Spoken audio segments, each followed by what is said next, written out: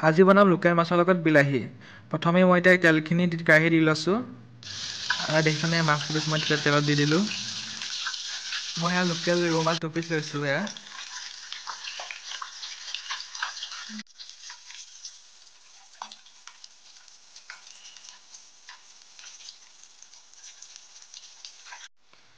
এয়া মাছৰ ৰেচিপিটো বনাবৰ কাৰণে মই আলু, বিলাহী, ধনিয়া, জলকীয়া, পিঁয়াজ সকলোবোৰ কাটি ল'লোঁ এয়া। দেখিছোঁ নহয় গোটেইখিনি দি দিলোঁ কেৰাহীত এতিয়া। বিলাহী, আলু সকলোবোৰ দি দিলোঁ এতিয়া।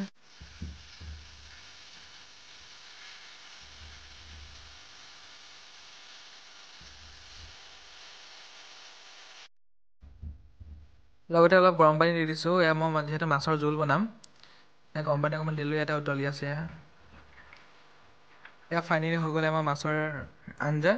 এয়া দেখিছোঁ নহয় কিমান ধুনীয়া সুন্দৰ হৈছে। কোনো মছলা নিদিয়াকৈ মই ধুনীয়াকৈ বনাই আছোঁ। আজি আছিলে এইটোৱে ভিডিঅ'।